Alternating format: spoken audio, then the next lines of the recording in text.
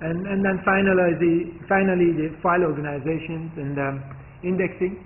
That really is not your job, is the database administrator, the person that installed the database management system. If you've got a database management system that's already installed and you're using it, already the indexing and the file organizations and all data access is already set as part of the installation of that database management system software. So unless you're really a database administrator and you're installing database management systems every day, you never come across that. And then finally, analyze all the transactions that needs to be done. For the second time, you've already done it in the logical database design because you want to find out if any data that you require for certain transactions that needs to be added to your design. After that, you basically analyze the transactions, write queries, form reports, what's required for those. Sometimes it's not possible to check every single possible transaction that can happen. Because some of the transactions, maybe you have got a database that many people write queries to, and managers may want to use it for different purposes, and their purposes can change every month. So you cannot come. You may have to basically. You may not be able to know everything that will happen in the future also. But the whole idea is for your database design questions I've given you, you should be able to analyze every single transaction and find out which data you need. What I want to talk about here is just one way of estimating the amount of storage that you may require by looking at the transactions, number of transactions that's performed in the database at a certain time, and you just find all that information, and then basically based on that you estimate how fast this database will grow and how much storage you need next month or in 6 months time or in a year time. Here is an example, and don't get confused when you look at this example in the book. That's fairly easy. Imagine you've got this database that has got the following entities. You see that? These are the entities. The branch, telephone, staff, manager, private owner, business owner, viewing, client. These are the name of the tables in your database, right? These are the name of the tables in your database. Nothing confusing. On the top, on each column, imagine these are different transactions, different queries. One of them is called query A, query B, query C, query D, query E, and query F. These are the queries. Okay. Here are the tables. Here are the queries. Imagine what happens in each of the queries. This is based on each query or each transaction. You can figure out which query accesses which data, which table, and which attributes, and what it does with the attributes. Imagine what's written down here under each attribute, except this I stands for insert. So that means this query, inserting a value into a table. If you see R means that's reading from this table. U means that's updating that table values. And D means that it is deleting that table.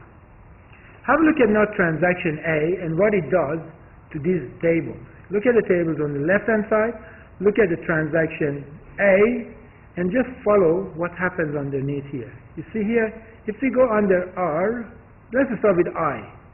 The transaction A insert values in the property for private owner, business owner, and property for rent. It also reads data from table staff. Okay? It doesn't do any updating or deleting.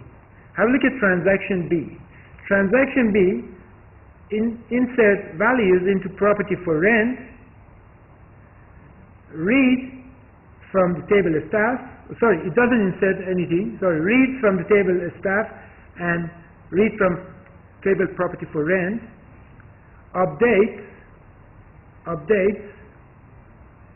the property for rent table, and deletes something from the table property for rent. So this is not much information given. So when you run the query B, it updates, it reads from the staff, reads from property for rent, updates the table property for rents and delete something.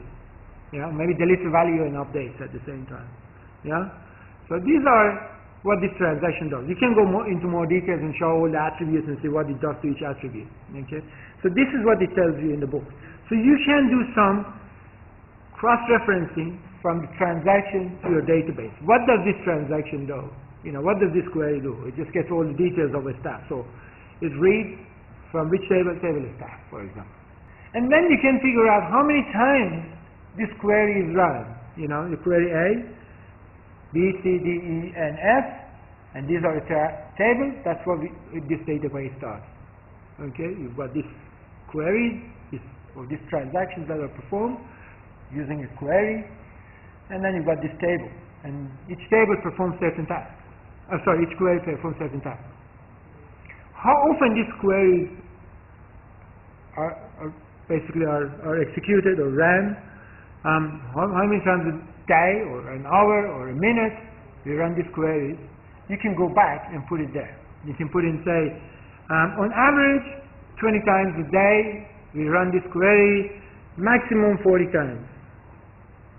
Okay, so you cannot add the type of transaction with the number of times that it happens.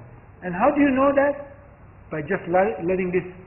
If you can figure out beforehand, you're very lucky, because sometimes this transaction, for example, every day you generate a report, so that's none. Or every week you generate a report, that's none. Well, how often a person goes and checks the balance of their account? Depends on the person. Depends on time of the month. Right? Depends on day. Depends on the time of the day.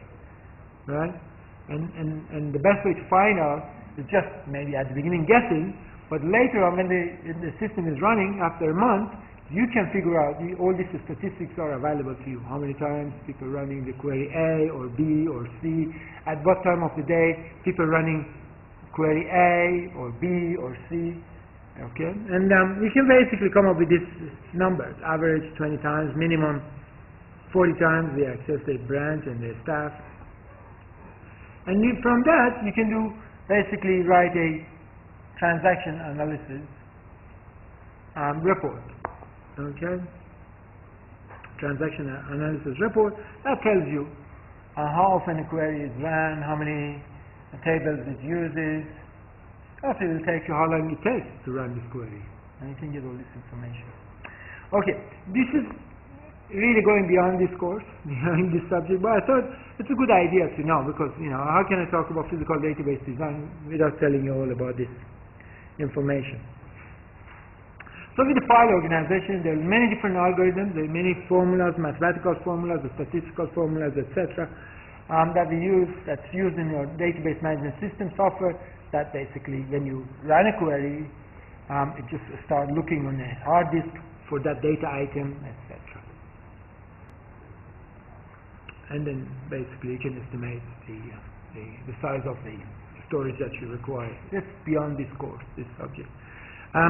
The next thing is basically design the interfaces for your users, forms, reports, switchboards that you will learn today or this week in your tutorial. Next thing is to set up security. Microsoft Access really doesn't have much security control. You can put a password on it that when you open the database, it just opens everything to you. But with the Microsoft SQL, there are lots of possibilities. You basically can set groups of people that can access certain database or certain tables of a database or certain attributes of a table in a database, and other security measures that you may have to do, encryptions of the data in a database that you have,